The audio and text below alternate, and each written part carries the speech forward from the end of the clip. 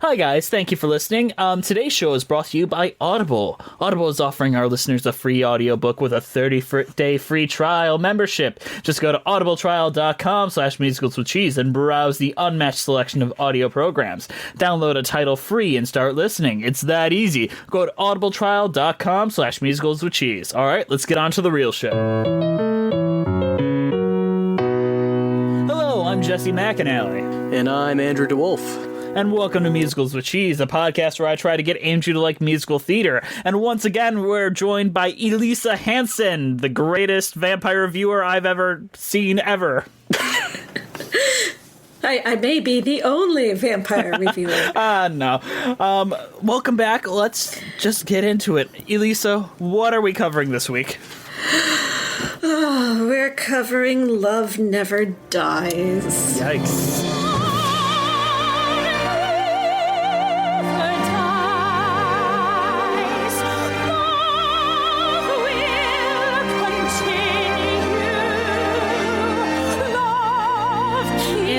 Webber's sequel to his smash Broadway success musical, Phantom of the Opera.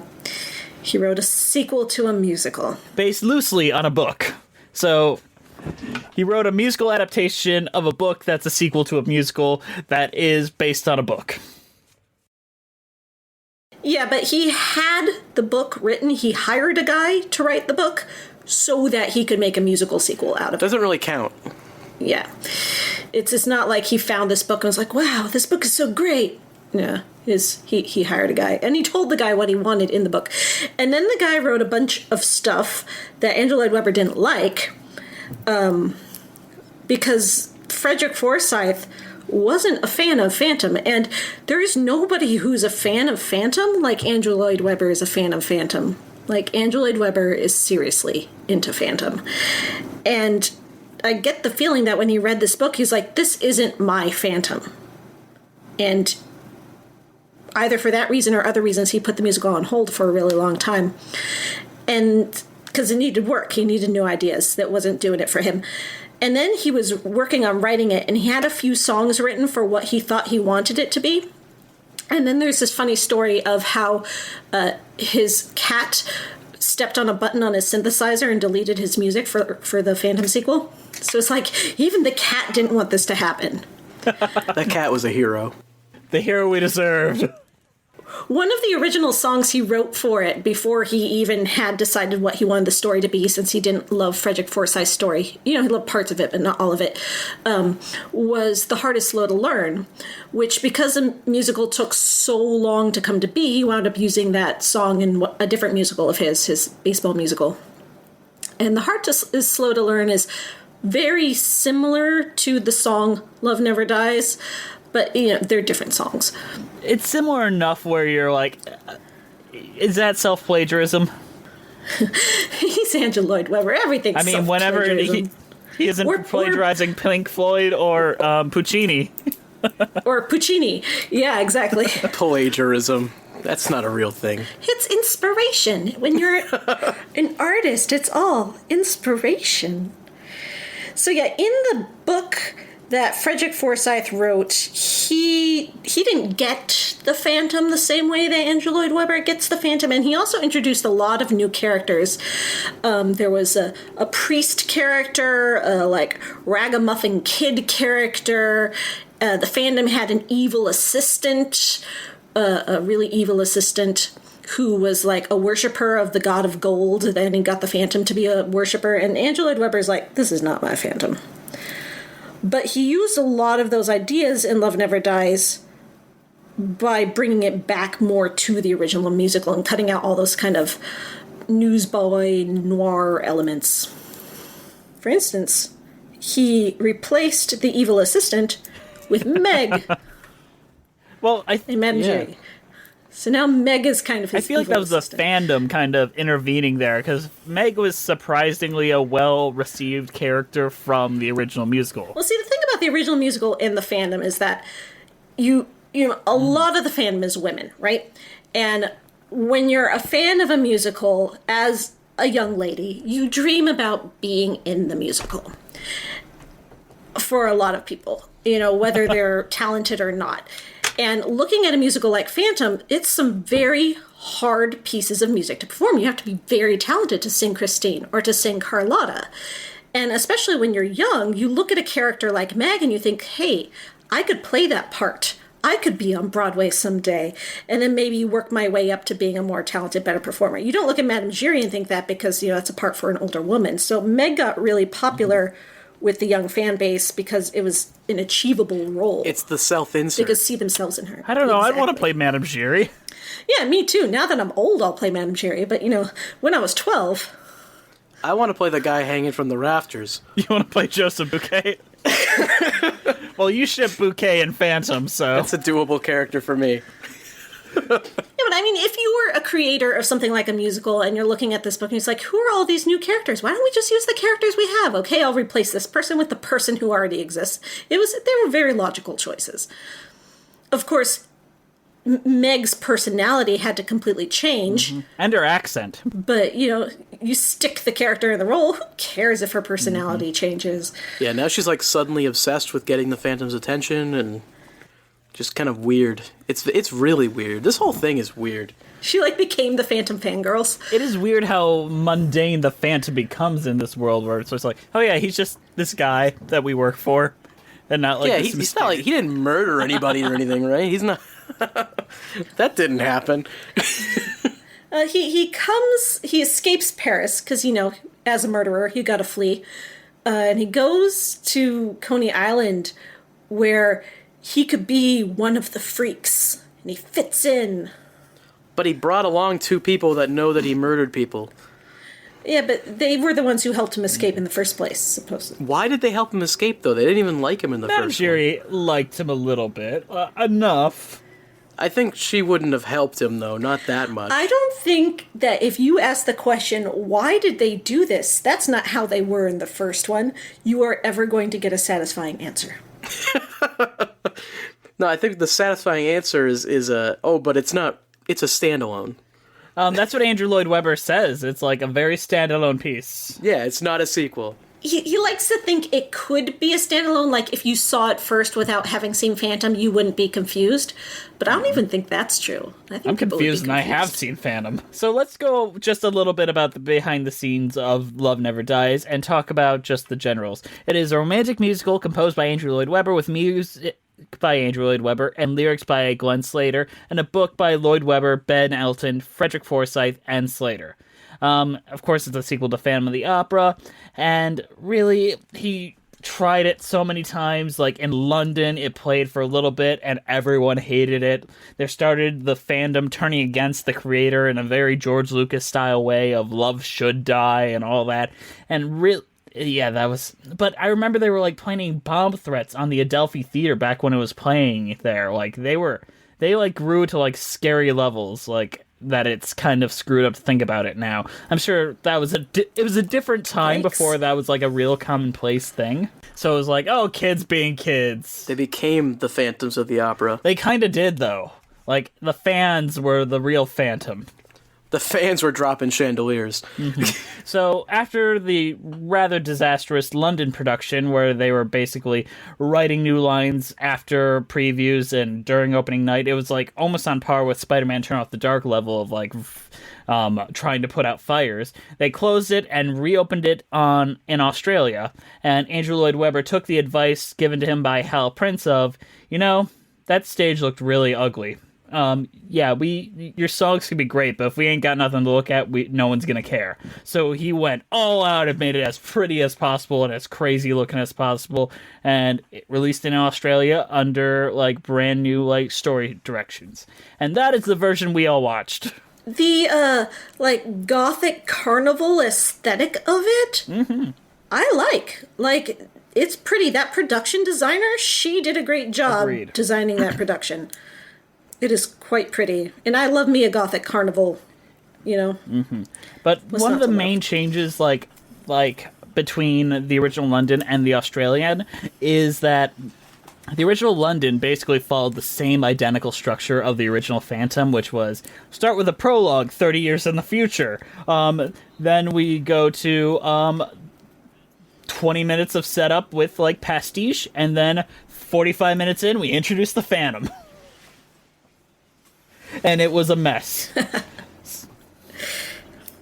So they added in his little prologue it's song instead? That's Or was that song that elsewhere? was originally in the moved it up? 45-minute ish mark, right around when he sings Phantom of the Opera in the original musical. And before that, it's all Meg and the Freaks all dancing around, and of course the 30-year later prologue at the beginning. Yeah, it was not very good, and they realized what people wanted. They wanted Phantom right up front. Yeah, that's what everyone came for. Yeah, so the Phantom sings a song. It's not a bad song. I don't love the lyrics, but the music is pretty. Without you, what are they for? I'll always feel no more than halfway real till I There are a lot of songs and moments in Love Never Dies that feel like, and now this is the music of the night moment. Now this is the Don Juan triumphant moment. Now, it's like, have you seen the new Mary Poppins movie where it's like beat for beat we the same did. movie? Yeah. So it's kind of feels not as egregious as that, but it's got a lot of that going on. And if in a way it's maybe give the people what they want, and in a way it's kind of like, this is lazy, try harder. Well, when all you do is give the people what they want, it's not really what they want, because they want something new. Yeah. If they wanted to watch the same thing again, they'd probably just watch the same thing again. Andrew came to me halfway through while watching, and he's like, or when the Freaks came out, and he's like, "Is this a prequel?" And then I was like, a Phantom prequel would actually be really cool. Because then it would be all about him. So 10 years after the events of the original Phantom, the Phantom is moaning and crying about how much he misses Christine. And on this specific day, he's like, you know what? I'm just going to write her a letter and ask her to come back. Why didn't I think of that before? Well, it's confusing in the musical because she thinks she's invited by Oscar Hammerstein to sing at a real opera house, and then the Phantom shows up and he's like, no, you're singing for me instead. So it's like, did he trick her into coming? But then he says, I know what Hammerstein's paying you, I'll pay you more. So now was it really an invitation? It was just coincidence that she came on that day?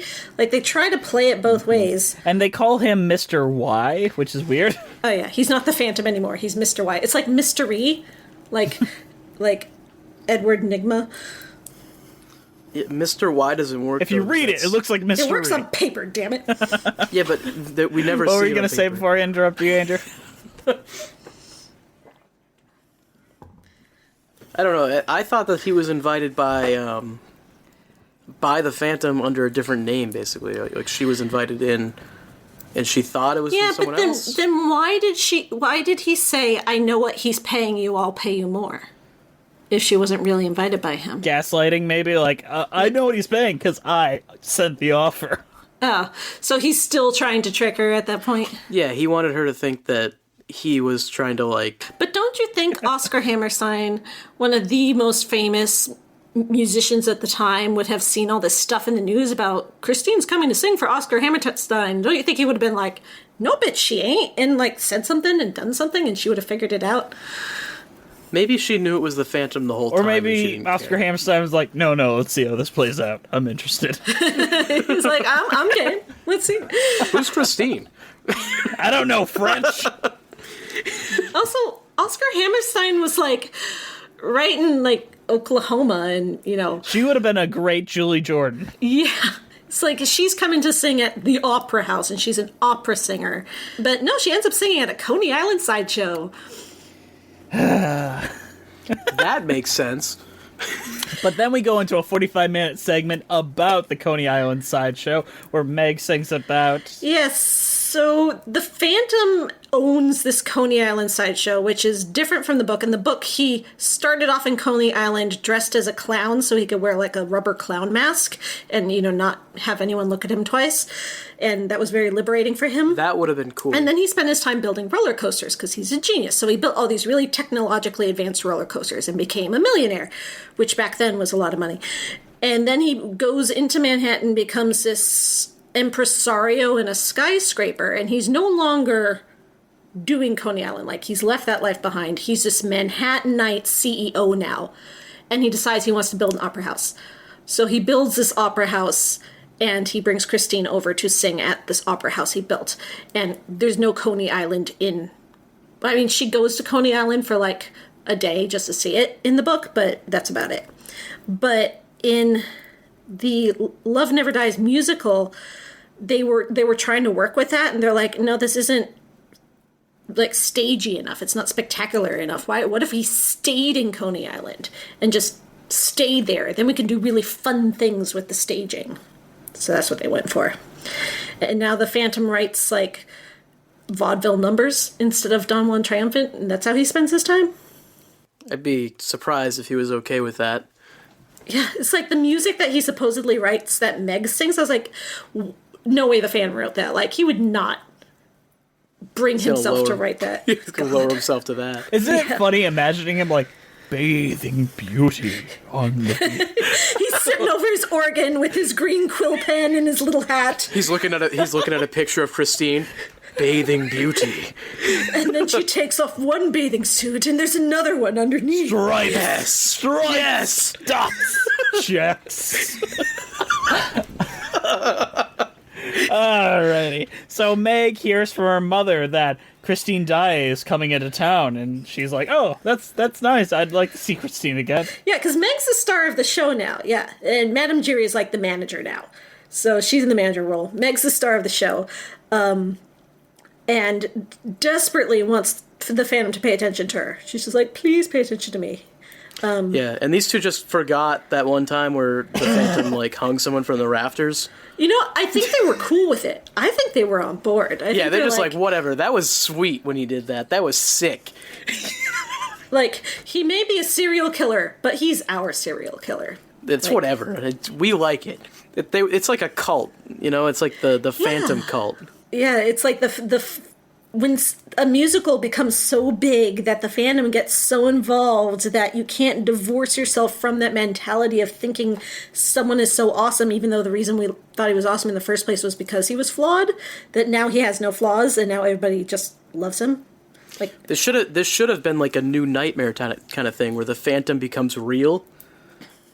That would have been Andrew cool. Lloyd Webber's just haunted by the Phantom. Yeah, Andrew Lloyd Webber is haunted by the Phantom, and the Phantom, everyone loves the Phantom, but he becomes real and he's still evil. I would watch that.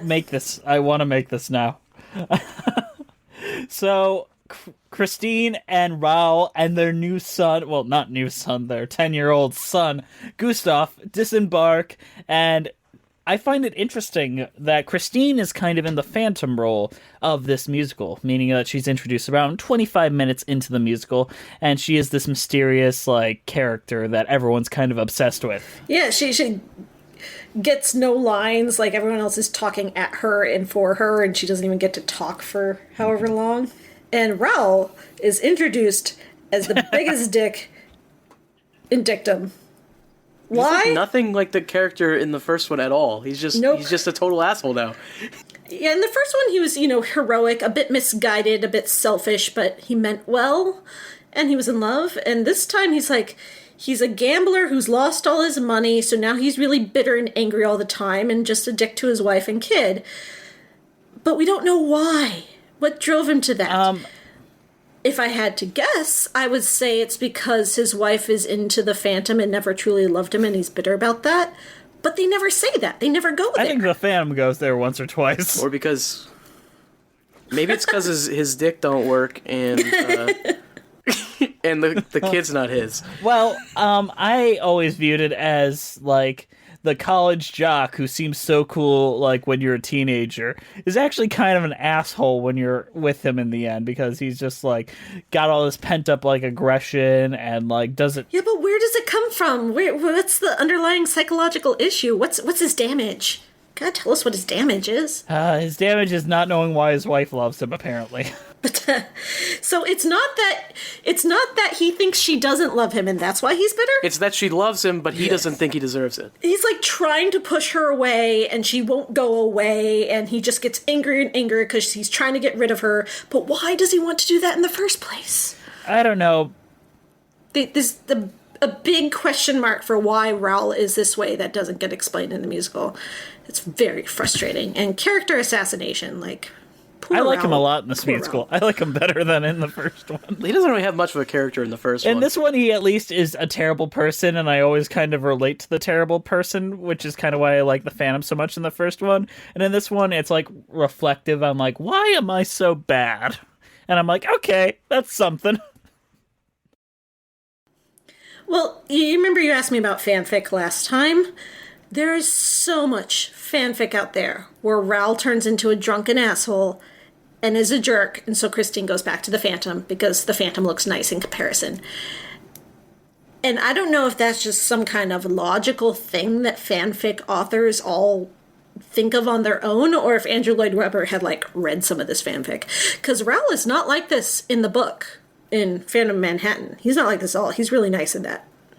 But in the musical... Well, they had to make you root for the Phantom being the romantic lead in this somehow. And the only way is to, like... But in the original musical, people were already rooting for the Phantom. Like, that was never a problem. They didn't have to do that. How would you do Phantom of the Opera sequel, just out of curiosity, both of you? Like, if you had to do a Phantom of the Opera sequel, what type of story would you do? I'm going to let you go first, because I'm trying to think of what I would do. I don't think there can be a sequel. Because the ending of Phantom, where the Phantom grows and changes and becomes a better person, is too perfect. The reason Phantom has such a great ending is because it ends. He lets her go. It's over. Like, the last words of the show are, it's over now, the music of the night. And if it's not over, you undo all that growth.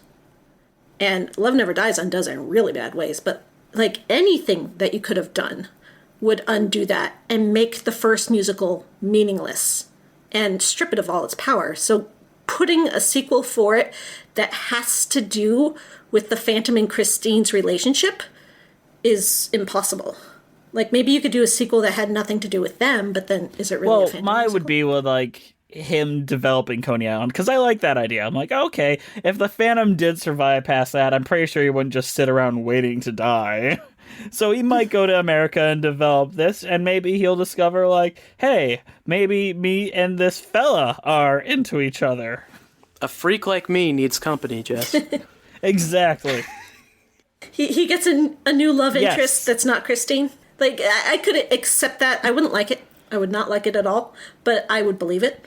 Whereas this, like, reuniting the Phantom and Christine together, it's... Well, I would do Doesn't it, work. like, in their love of architecture and all that instead of the love of music. Like, you are the best architectural mind I've ever seen. With my trained hand, you might be able to build something great. And together they build Coney Island. I feel like my Phantom There would you have go. to start killing people again somehow. Yeah, what if he just goes, like, off the deep end? Yeah, like, I feel like maybe he has this moment of growth, but then he keeps thinking back on it, and he's like, but I'll never be back with her, and she's gone forever, and I'll never have that again. And then he just starts killing. Like, he's okay with the fact that he loved her enough to let her go, and he's cool with that, but now he's got to kill people for his own reasons. Yeah, because it's the only way he can get hard anymore. Oh, Raoul does that because it's the only way he can get hard anymore. That would be the way we turn against Raoul. He's a thrill killer. Yeah, I don't think it needs a sequel, though. I think the main point is that it doesn't need a sequel at all. Andrew Lloyd Webber said he left it on a cliffhanger, so... He left the audience wanting more, but if you actually give them more, you undo the good of that. I feel like a prequel might have worked. Yeah, prequel. I'm still on board with the prequel. Andrew Lloyd Webber, get on it. Christine and Raoul get to their room. Raoul bitches about freaks getting them, and Gustav is like, why doesn't Dad like me? Oh, God. That poor little kid. Why doesn't Daddy love me? She's like, love's weird. It's not always right, but he probably loves you. Maybe. Maybe. That's like the most forgettable song in the whole show. Yeah. And then she sends Gustav to bed, and the little toy he was playing with plays Don Juan, and she's like, uh-oh. Then suddenly the Phantom's on the balcony. In the book, the little toy plays That would Masquerade. have been better. That would have been a lot better. So the Phantom just, like, Batman's onto her balcony, comes into her room, is like, Faints I'm here. immediately. And she's like, there's a dangerous man in my room who might want to kill me. I think I'll just make myself as vulnerable as possible. This is the part where the Phantom just threatens to kill her kid. Oh yeah. And then we just pretend that didn't happen. He changed and he grew and he loved her enough to let her go, but no, now he's going to kill her kid. He changed and he grew, but only in terms of self-respect. So he only loves the kid if it's his kid, you know? We're forgetting the important part where they talk about they banged. They banged! That's the important part of the scene. Well, I mean, yeah, we all knew that happened. Come on. Yeah, so apparently after the musical, after the first Phantom musical, Christine went back and had one sordid night of passion with the Phantom, and she was like, yeah, that was great. You know what? I think I do want to be with you, even though you love me enough to let me go. I came back, and now I love you too, and we're going to be together. But the Phantom's like, no, I'm ugly, and he ditches her and rejects her and runs off to Coney I'm confused about the timelines, if you want the honest answer. Yeah, because I thought that she thought he died, like, when they left or something. I keep thinking of the silent film where he gets mobbed. Yeah, well, and it's supposed to be a bit like that, but then after that mobbing, she comes back and finds where he's hiding. Like, when's that And that's when they period? bang. Is it like 2 weeks after the Phantom, or is it like 7 months after the Phantom, 2 years after the musical? Like, when is that sordid affair in relation to the end of Phantom? It sounded like it was a few days. Like Shit. Yeah, it sounded like it was pretty quick. Does that mean that she knows that he didn't die and she was just pretending to think that he died for Raoul's sake? Like, they fell asleep after they banged, and then she woke up and he was gone. So she doesn't know. He died Jedi style, just faded away. Yeah. Because Raoul thinks that he died as well, but he thinks he died during the With mob. Yeah, exactly. So is she but just Christine, pretending? Probably, or she thinks that the only reason he would have disappeared on her is if he died. Because otherwise, surely he would have come back. Like, what kind of asshole wouldn't come back? I know, you'd have to be some sort of weird, deranged killer to think that it's okay to run away. So, then they sing the most forgettable song in this, like, Look With Your Heart is probably the second, but Once Upon Another Time is just so, like, draining. Oh, God. It's like they sing this really tense, sexy, weird song about all the sex they had. Yep. And then they immediately sing another duet right after. It's like, pick one. Why are there two duets right in a row? And I liked Beneath the Moonless Sky if they weren't talking. Like, if they'd had no lyrics in there, I would like that instrumental. It's hilarious bad. Yes. Yeah, you kind of gotta love it. And then suddenly Gustav races from bed. She's like, I had a bad dream. And Phantom's like, what is this, a child spawn? He's like, now I have something to threaten you with. Because, you see, what the Phantom wants is for Christine to sing one song for him on stage in a Coney Island sideshow, even though she's a famous opera diva. And she's like, nah, not gonna do that, bro. But he's like, I really want you to sing this one song. That's like, is that so much to ask? And she's like, nope, not gonna do it. But then he sees the kid, and he's like, what if I threaten to kill your kid? Then will you do it? And I like that he's like, a man as ugly as me can do murder. He's like, I'm so ugly, I'm able to even kill children. Yeah, and it's like, as much as this musical tries to sort of wash away the Phantom's past wrongs to make him more romantic, make him look better by comparison by having Raoul look like a jerk, it also has him be a kid killer, or like a would-be kid killer. Like, that's kind of... Well, he's not going to kill the kid once he finds out that it's his. Fun fact. Here's a little story about the development of this musical. And the original London version of this, he was pretty cool with the kid. He's like, hey, little guy, what you up to? You want to go see the island? Let's go see the island. Let's go check things out tomorrow. And then he's like, all right, that was nice. You got a cute kid. I'm out of here. And it's like, Phantom's a pretty nice guy, and everyone in the audience, like, the Love Should Die people were like, that's not the Phantom. The Phantom wouldn't react like that to Raoul's kid. And so when they did the Australian version, he's like, I'm gonna murder that kid. It's not just Raoul's kid in his brain, it's Christine's kid. If he loves Christine, why doesn't... No, he hates the fact that there isn't any of him in it. You see, in all the books where Christine has the Phantom's kid and Raoul figures it out, Raoul is the nice guy who's like, you know what, this is Christine's child. She is in this child, and I will love him for that. So Raoul's like the better father than the Okay, Phantom. well, Raoul's a drunk, okay, who is a dick. So you're forgetting about that part. So the next day, they start rehearsals for the song, and Christine runs into Meg, and they sing about how, oh, it's great to see everybody. And then they realize it's not great to see everybody, and the song gets all sarcastic and like duplicitous, and everyone's like shit-talking each other behind their backs and being fake to each other, because that's what these characters were like and what they did. I mean, they really want this song to be prima donna. It's just not as good. The issue is every character in the first one was a comic relief, so trying to make them these dramatic characters doesn't work. Yeah, there isn't really comic relief in this. Like, even the sideshow people, the circus performers who come out and entertain us every once in a while, they're not comical. They're sinister. Yeah, they're like Batman villains. Yeah, it's like it's trying too hard to be edgy. You know what this musical really needed? It needed Andre and Firmin coming to here and being like, let's invest our money in this Coney Island. I bet nothing could go wrong here. That actually probably would have fixed a lot. Oh no, it's him again. We're looking to buy this enterprise. Even if it was just a cameo, I'd be perfectly... Gosh darn it, what's the luck? Not again. It's like, we're looking for the owner of this property, and he literally walks out.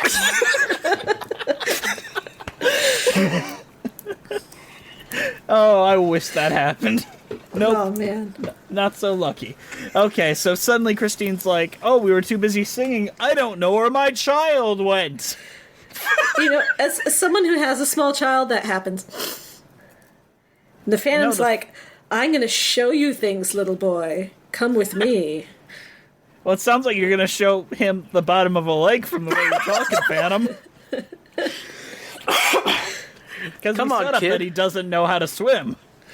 But then, the Phantom gets a shock when he finds out that the kid is musical.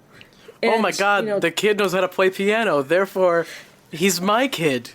it's not like he's, you know, the son of a famous opera diva who's a brilliant genius singer or anything, and she probably raised him super musical, who is also completely influenced by your music, Phantom, and has a lot of you in her just from all that trauma.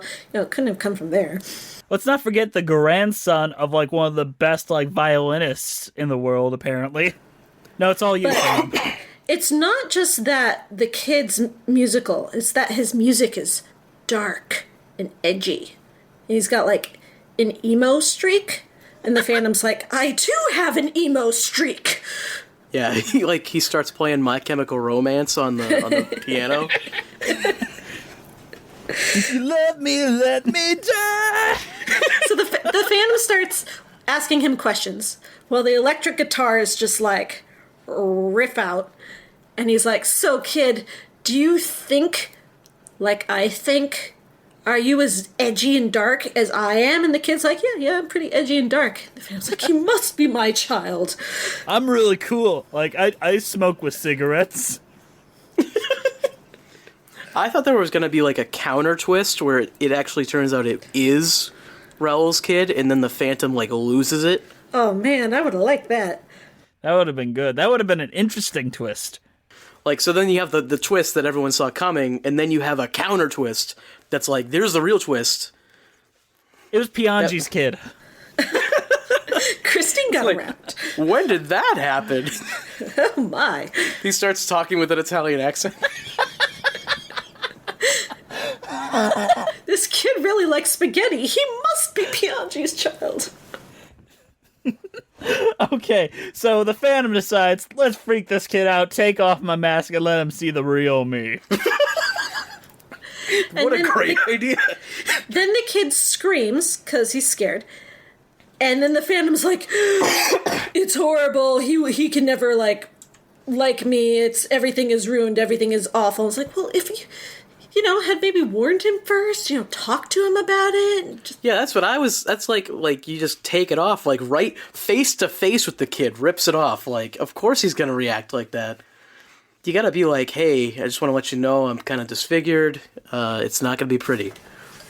Yeah, and especially because the kid is at the moment surrounded by a bunch of other carnival, deformed people. He's surrounded by a bunch of album covers from like emo albums from the 2000s. Yeah, but it's a lot of people who don't look like normal people, right? They're the people that were put on display at carnivals. And he's not freaking out about any of those. He's on board. He's like, I'm on Coney Island. This is where you go to see the quote-unquote freak show or whatever. But then when the Phantom takes off his mask, for a much smaller, tamer deformity, the kid screams. And we don't even get to see it, most of it. Like, he doesn't even have the lip thingy. Yeah, because you can see the lips the whole time, and he doesn't have that. Well, don't you know the lip thingy isn't sexy? We had to lose the lip thingy. He spits all over the place. It's gross. So, Christine's like, yeah, he's your kid. My bad. Should have told you. But I didn't. But you were dead, so fuck you. I should have told you, except for there was no way for me to do so, but yeah, And then he's like, I'm gonna give him all my money. And yeah, that doesn't go well. Yeah, and Madame Giry, who's like been working for him, hoping to inherit all his money all this time, hears this and she's like, nah, man, all that time invested, that sucks. Yeah, and that gripping emotional climax is what we end Act 1 with. Remember how Act 1 ended with the Phantom being angry and dropping a chandelier on everyone? This one's just like Madame Giry being slightly disappointed. She's like, now you're gonna have to keep working for a living instead of inheriting? Damn it. How does the Phantom get all this money? 'Cause he made this awesome show that people come and... He's a genius, Andrew. Yeah, but everyone hates him, apparently, because he's ugly. So where does all the money come from? How does he get people to work for him? He's got this giant Coney Island spectacular. Oh, you mean his employees? Yeah, like, how does he find people that don't hate him, since everyone hates him because he's ugly? Gotta find little people. Oh, okay, and they'll like and him. Mr. Squelch. Yeah, these Coney Island characters that have no character at all. They're just visual. Just background. So we open Act 2 with Raoul at a bar complaining about, why didn't my girlfriend love me, but I'm a jerk.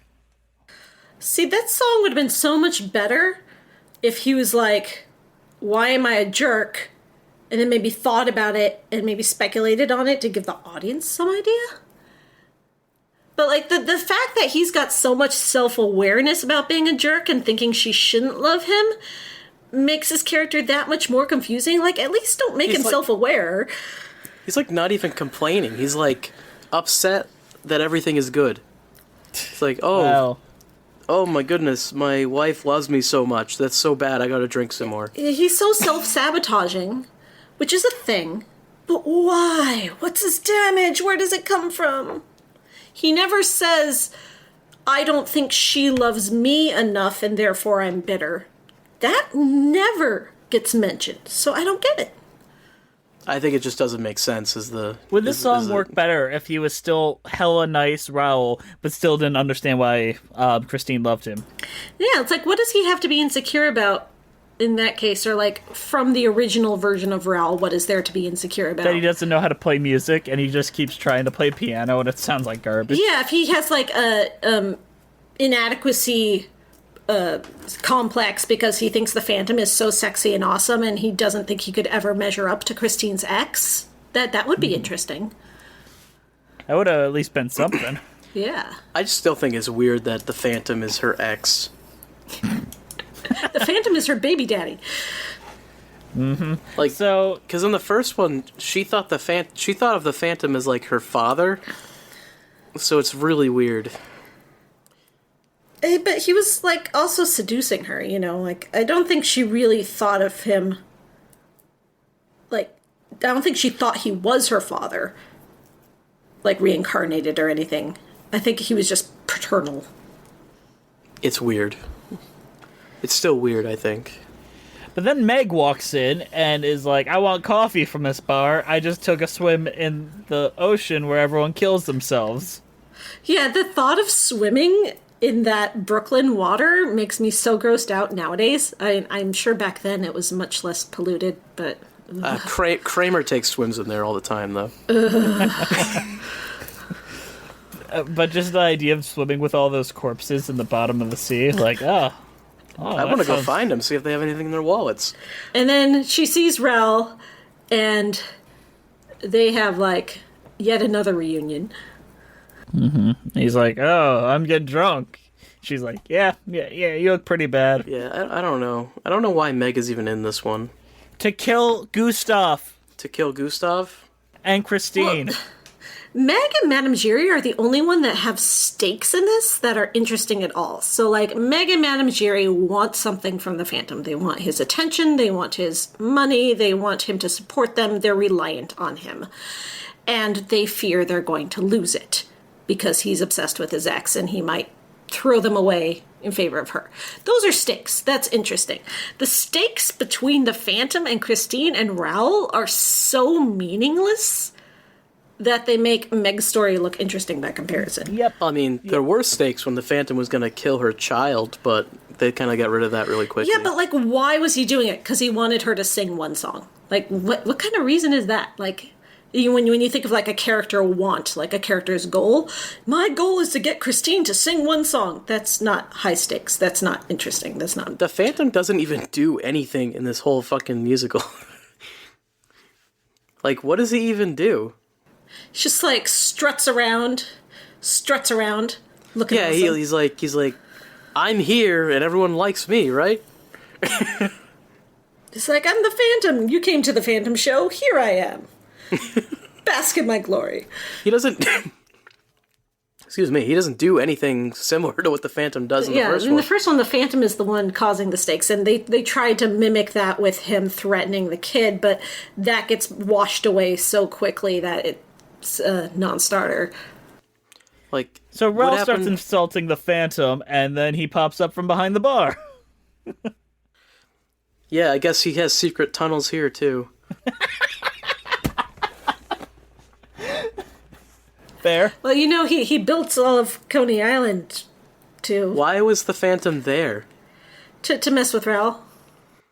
Like, but why? What's his... What reason?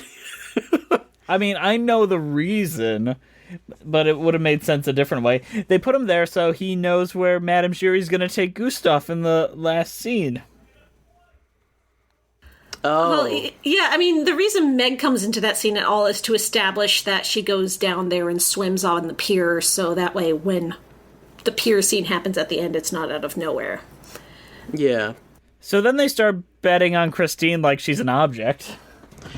Yeah, this part's really fucking weird. They make a bet? Like, Yeah, so now the Phantom doesn't just want Christine to sing one song. Now all of a sudden he wants to keep her. Like, get her back in his life. And of course he hasn't, like, talked to her about this. Yeah, he makes a bet with a gambler. So he bets Raoul, he's like, if she sings a song, that means she stays with me. And I'm like, excuse me, did she agree to that? Is that what she's really saying by singing that song? Isn't she getting paid to sing that song? Yeah, she was getting blackmailed and paid to sing that song, so... Yeah, it's like, there's a lot of reason for her to sing the song, and then very little reason for her not to. And the Phantom's like, Raoul, if you can talk her out of singing the song, then you can go home and I'll pay you anyway. But you gotta talk her out of doing the thing she agreed to do without letting her know why. That her, like, marriage and livelihood and everything is on the line. When did he say that you can't say that? I mean, I feel like that'd be the perfect loophole. Like, hey, he said he'd pay off everything if you just come with me. So how about you just come with me? And by the way, if you sing the song, you have to stay here with him. Do you even want that? Because you've never said so. You seem pretty against it throughout most of this until, like, right after you finish singing it. Yeah, when she sings, suddenly she's like, oh, now I want you. Well, yeah, she finished singing it, and then Raoul, like, announces that he's gone, and she's like, oh, I don't really care.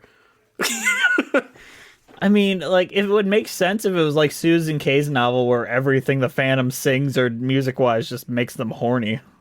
Yeah, But it's like when she does sing the song, she's like, oh, that song was so amazing and it just made me feel so good. And now I do want you in a romantic way, Phantom, even though I've been scared of you this whole musical and haven't even been considering it in any way whatsoever. Now I'm kind of into it. Now I kind of do want to stay with you. And Raoul, who has already accepted this, is like, peace. Like, he leaves in the middle of her song. Like, okay, fuck this, I'm done. And like the only thing that she's concerned about in concerning the person she's been married to for 10 years is just making sure that he didn't take the kid. Well, Raoul writes her a letter saying, I'm leaving you, after being a dick to her for 10 years. So maybe she was like, figures, another dick thing for him to do. But then she's worried he took the kid with him. Which, you know what? If, like, you're a man and your wife is showing interest in another guy and it's enough for you as the husband to want to leave the wife, why wouldn't you take the kid with him? The wife is the one who's, like, cheating or whatever. In all honesty, if I'm, like, restructuring this Love Never Dies, I would make it so that Raoul is like, okay, I'm leaving, but I'm taking my goddamn son. I raised him, he is mine, and your genetic code has no rights to him. And then, like, he's back there, and then she's like, wait, Gustav's not with you? I thought he was with you. Where is he? And then they're all like, oh no, where is he? And then suddenly it's like, oh, I know. Like, Raoul is the one that's like, I know where she is. She told me. And then Raoul is the linchpin to save the day. That's my ending to this. Of course it would, but no, we can't make the Phantom not be the hero. But when the Phantom hears that maybe Meg took Raoul, or took Gustav, he's like, what? How dare she threaten to kill the same kid I threatened to kill yesterday? I'm gonna kill her! Well, and then, when he threatened to kill, he didn't know that it was his kid, okay? That's the important part. It's his genetics. Kid. It's the only thing that matters. Adopted kids, you don't matter. Yeah. But he's ready to kill Meg. He says, I'm gonna kill her. And then they go off and find Meg, and she's like, I'm only doing this because you hurt me. And he's like, oh, I've changed again. Now I'm a better person and I feel bad for you. Don't forget the very subtle notion that was more obvious in previous productions, that she was sent out to fuck other people to help get this Coney Island off the ground. Like, she was used as a prostitute, basically, on behalf of the Phantom and her mom. Oh, good. Yeah, is it implied in other versions that he actually asked her to do that and, like, pushed her to do that? Because in the Australian version, he seems like, what? I didn't know you were doing that. It was much more obvious that he was aware of it in previous productions, and he's like, oh, was that a bad thing? It's like, what? You're a chorus girl. Isn't that what chorus girls do? Kind of. Which gives more credence to the, we can't all be like Christine. Man, the Phantom's such a good person in this. It's like you take a character that's bad and becomes good, and that's his climax, his character arc in the end of the first musical, and then you do this to him? It's just, ugh.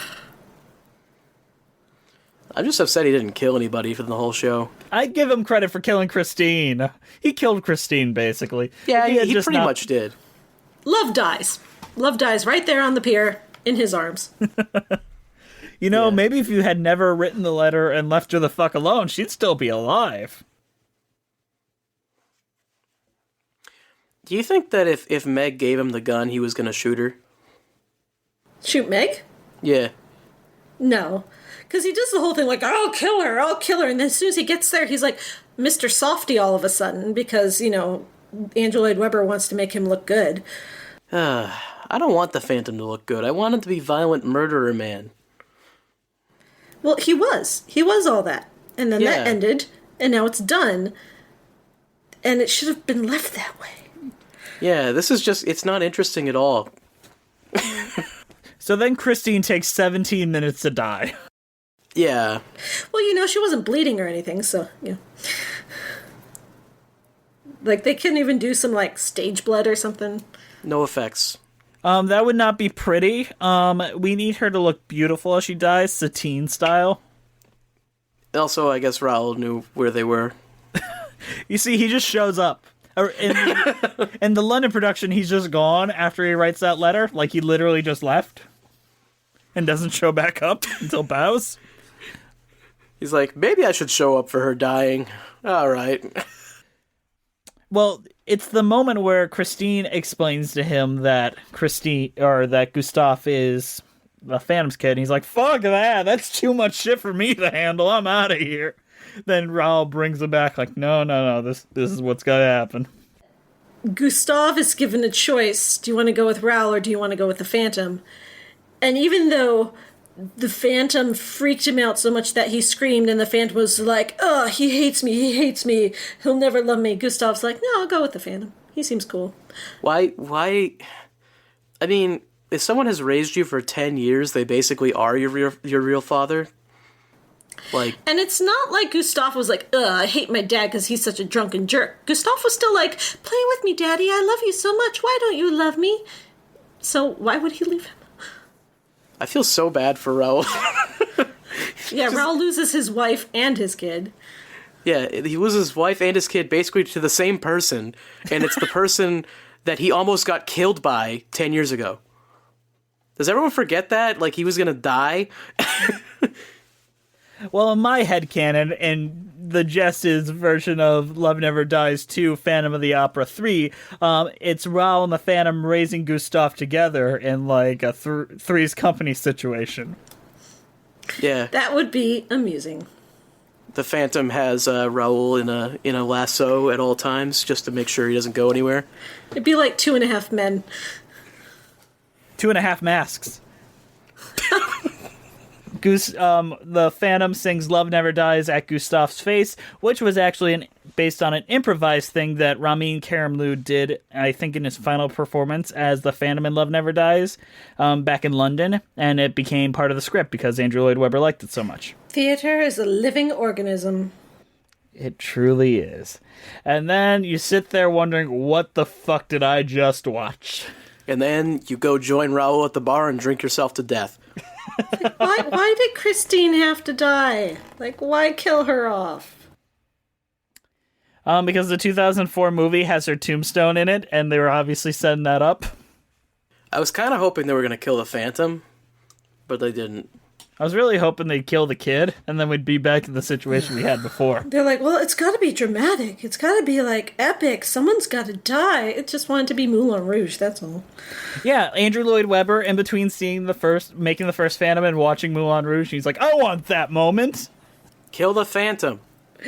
It's operatic. You know, that's how Carmen ends, and, you know, Traviata and Bohème and all the other big operas, you know. Kill the Phantom. The Phantom deserves it, too, because he's a dick. No, the innocent, beautiful girl has to die. Then it's, like, super tragic. Kill Raoul. Let Raoul jump in front of the bullet, and then they have their unintentional family unit they wanted in the first place. Let him redeem himself. You know, Raoul doesn't need any redemption. If I was in Love Never Dies, I'd be fucking drinking as well.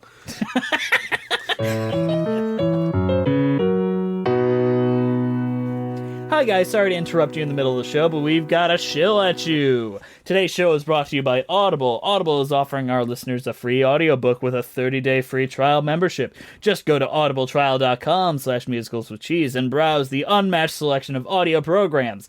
Download a title free and start listening. It's that easy. Go to audibletrial.com/musicalswithcheese just to get started today. Why Audible? Audible content includes an unmatched selection of audiobooks, original audio shows, news, comedy, and more from the leading audiobook publishers, broadcasters, and entertainers. Jess is telling me to recommend to you guys Unmasked, a memoir by Andrew Lloyd Webber and narrated by Derek Perkins. You get a lot of the good backstory behind how Phantom of the Opera came to be, as well as Joseph and Superstar. And also, Andrew Lloyd Webber has a really big head about everything he does.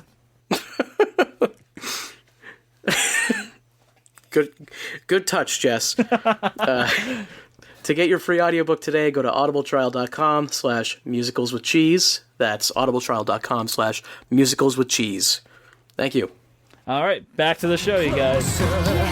You've no fear of the beauty underneath. You can face it, you can take it. You see through to the beauty underneath. To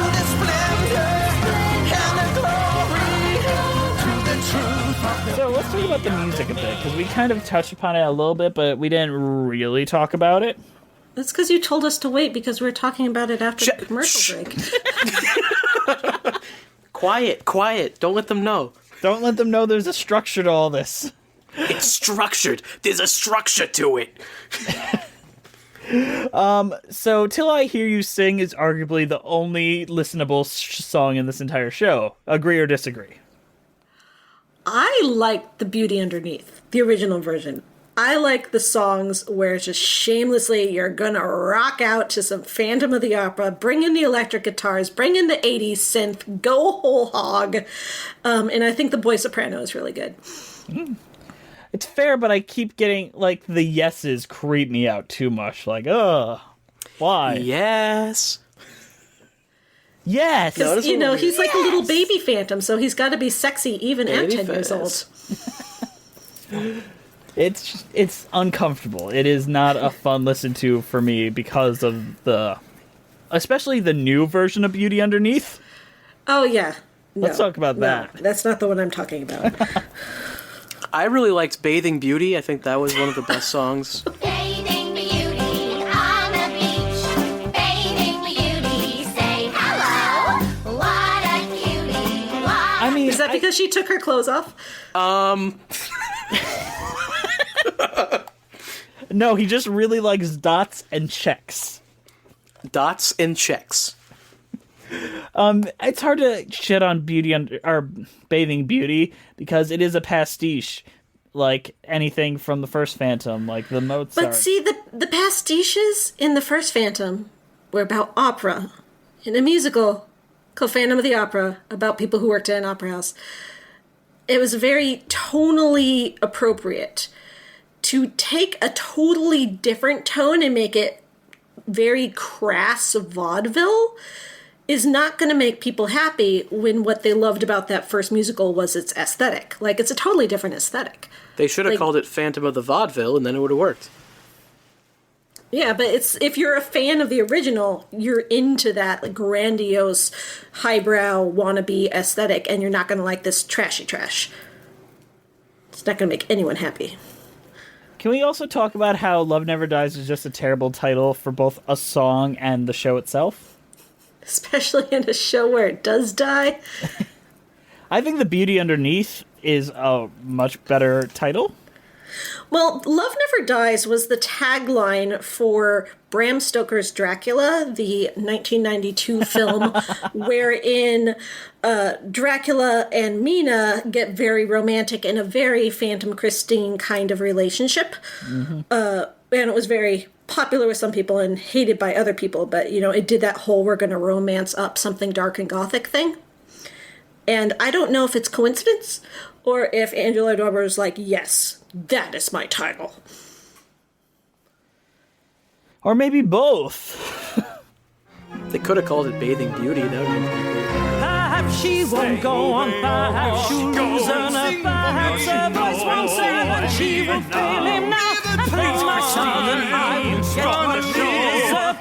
Devil take the hindmost. I don't know if there's anyone that I feel like wholly positive over. Maybe the Devil Take the Hindmost quartet, because I'm like, oh, that's neat.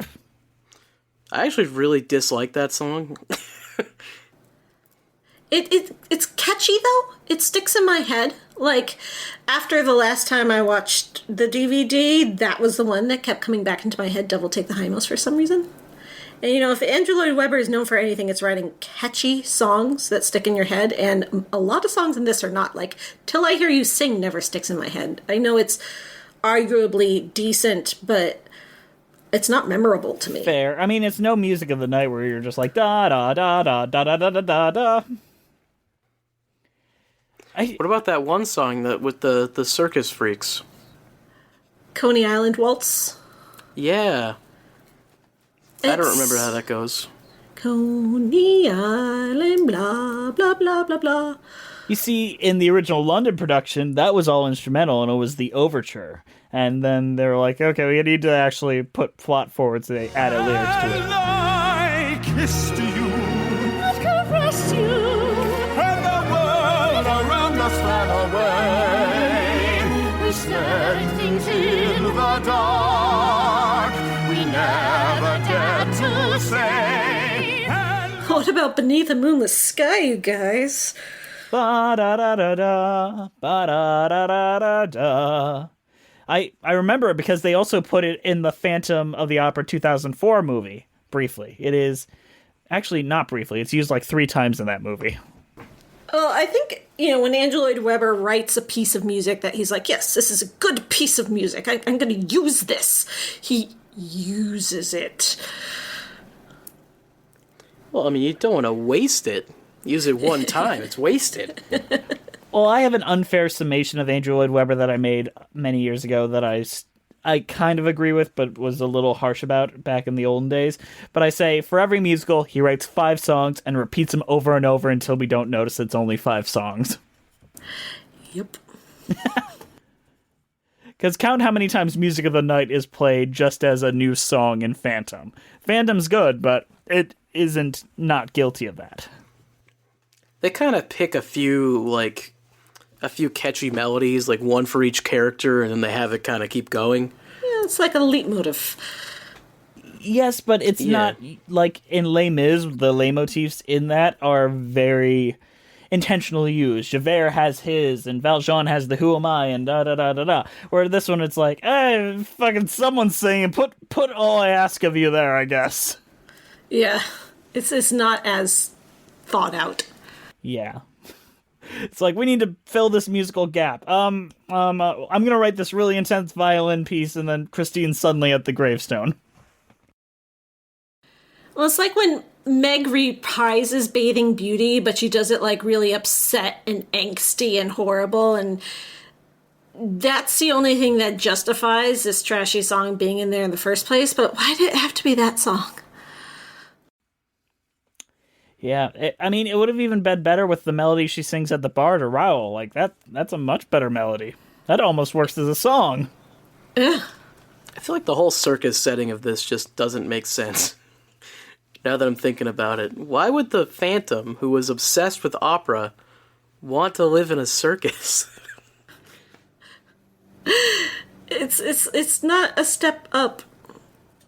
That's for sure. It's a very large step down. Yeah. It's like Andrew Lloyd Webber's career. Ooh. In the He old went days, from writing requiems. to Rock of Ages. School of Rock, don't forget that. He wrote that. Oh, School of Rock? Oh, School of Rock, that's what I meant. I'm sorry. I said the wrong musical. I wish he wrote Every Rose Has Its Thorn. Ha! Poison? So Love Never Dies music really is not what sells it. It's more like the spectacle of what a mess it is, and I think Andrew Lloyd Webber's leaning into that nowadays. Well, yeah, the staging, the circus magic show, the effects, the costumes, the spectacle of it, the theatricality of it. They invested a lot in there, and it's okay. They just had a trash story to put that around that they couldn't fix, no matter how many times they tried. You know what might be a pretty interesting musical for a sequel of Phantom of the Opera that I'm just sitting thinking about right now? What if he had like a younger mentor that just legit had interest in this, and he's just like, well, let me teach you about the magic, and it's like just like basically Pippin.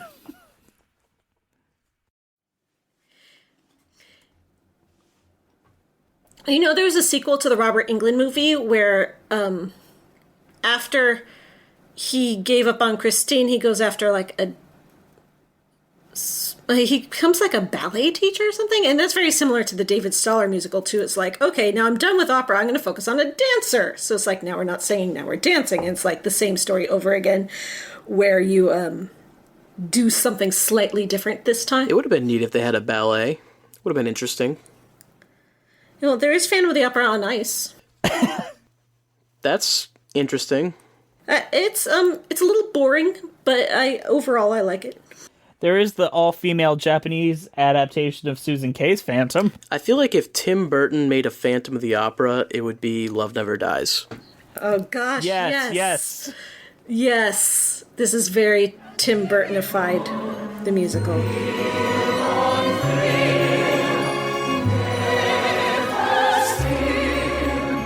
Welcome one and all.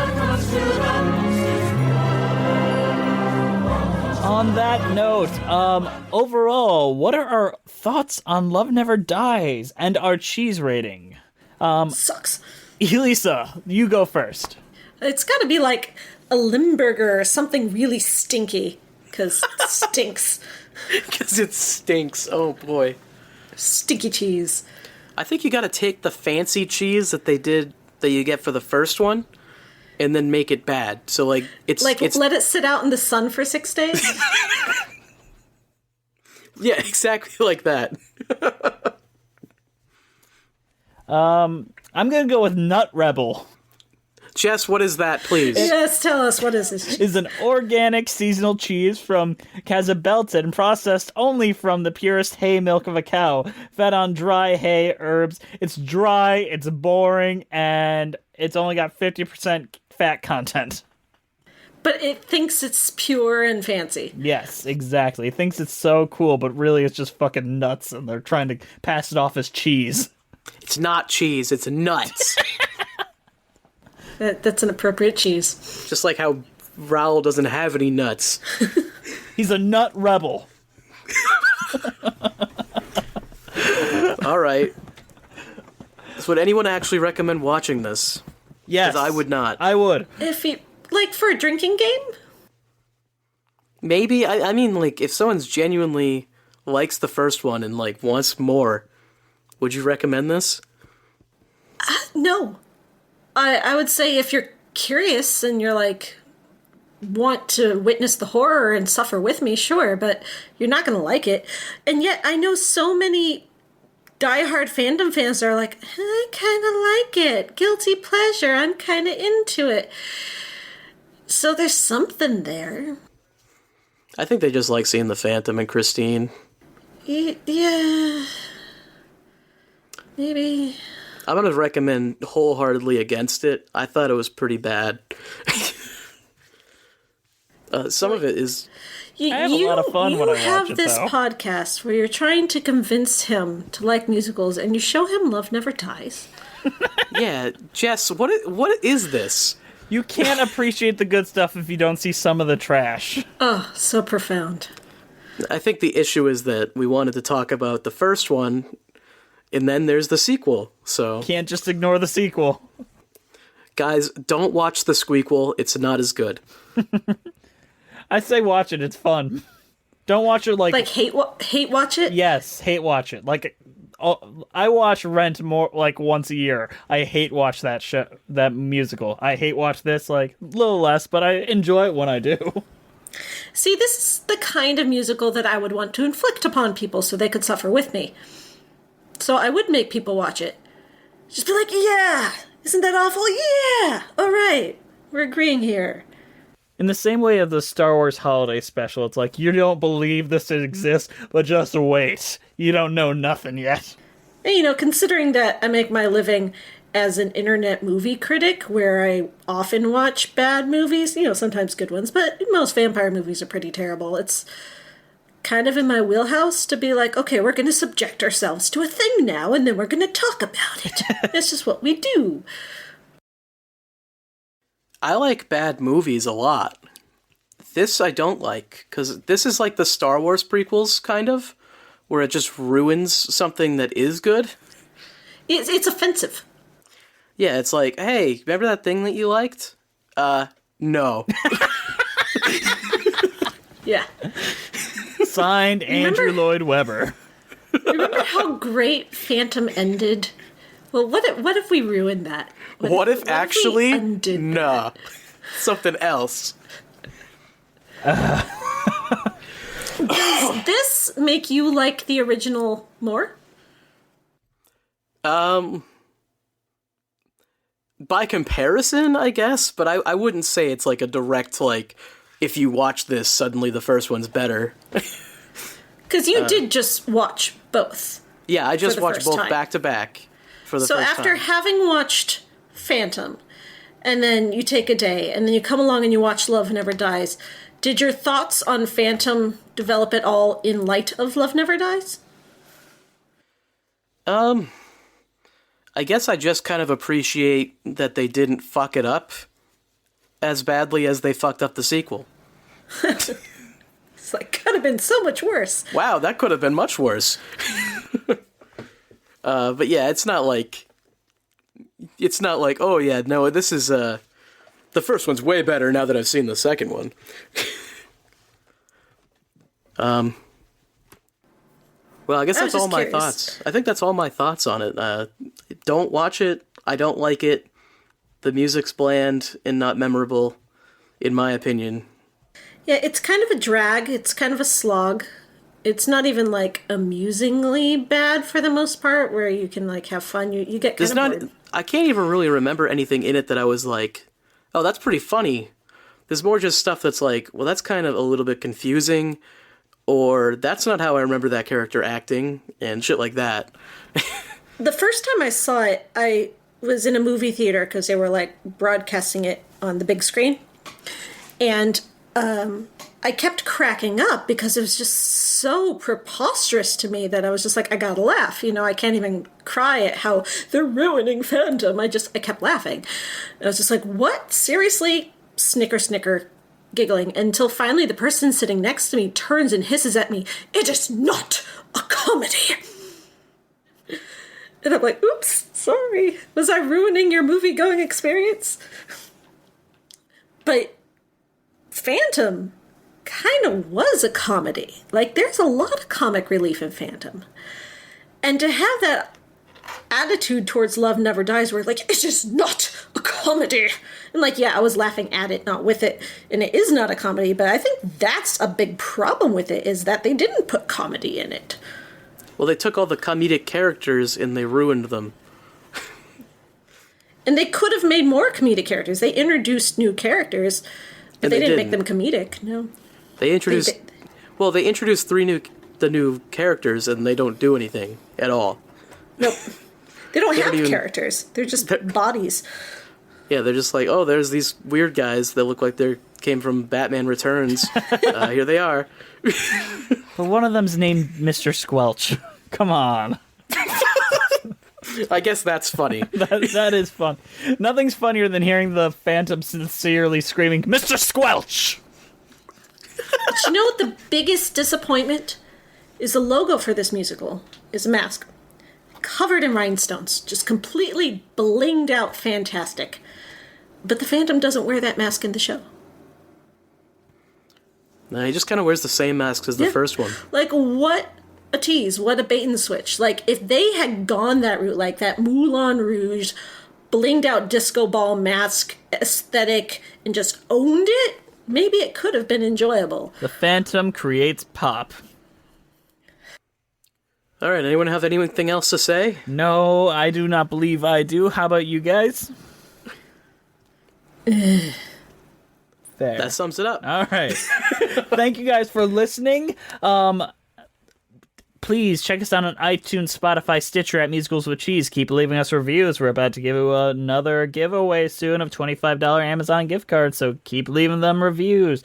We're on Twitter at Cheesy Musicals. Our Instagram is Musicals with Cheese. Our YouTube page is Musical Theater Lives. Shoot us an email at musicaltheaterlives@gmail.com. If we have Elisa on again, do you want us to talk about the David Stoller Phantom? How about the Eston and Copit Phantom? How about the Ken Hill Phantom? We'll talk about it, What maybe. are you doing to your poor friend? Why do you do this to him? Our title card was created by Jolene Casco. Her Instagram is at Jolene Casco. And Elisa, I know you've got tons of things you want to promote. Promote it out there for the world.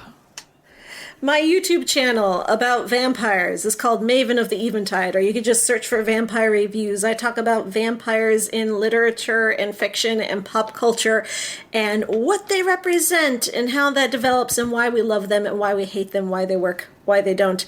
And I do it dressed up like a wannabe Elvira. So, it's fun. And I am also an author, and I wrote a book that just came out recently called The Company of Death. It is about the Grim Reaper having an existential crisis during the zombie vampire apocalypse. And if you like Phantom of the Opera, you might like my book because I am me, and Phantom of the Opera shaped my life. And there's probably a lot of it in there subconsciously and influenced. So if that's your thing, check out my book, The Company of Death. You can buy it anywhere books are sold online or ebook on Kindle, and it's only $5. My Twitter is Elisa in Time. Follow me on Twitter because I love having Twitter friends. All right. Thank you guys for listening. This was Musicals with Cheese. I'm Jess. And I'm Andrew. And thank you for listening. We'll see you next time.